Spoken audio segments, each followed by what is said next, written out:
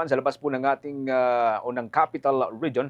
Dako tayo dyan sa may bahagi po ng Visayas area, si Archbishop Palma. Binalikan po ang mga sakunang dinaanan po ng probinsya ng Cebu. Kasabay po yan ng pagdiriwang ng bisperas ng Fiesta Senior. May update dyan ng Bombo Radio Cebu.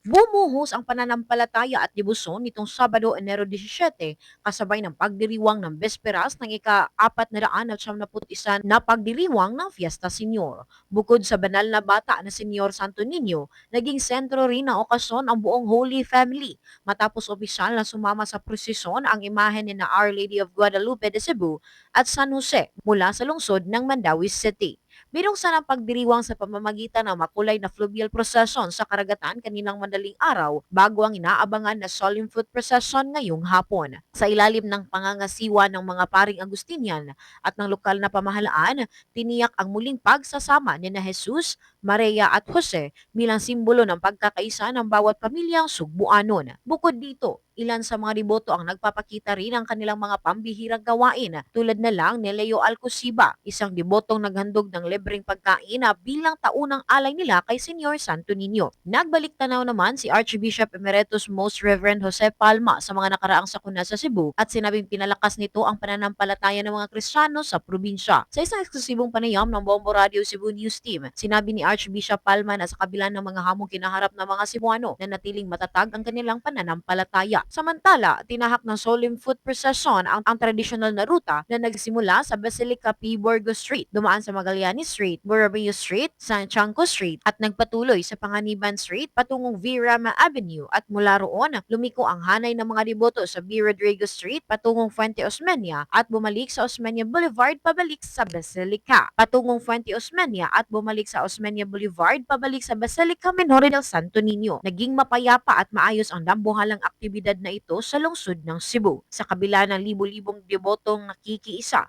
walang naitalang anumang malaking insidente o kaguluhan, isang bagay na lubos na ipinagpapasalamat ng mga otoridad at ng simbahan.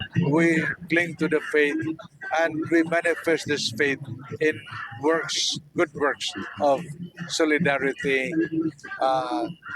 ministry, and of course, ongoing charity.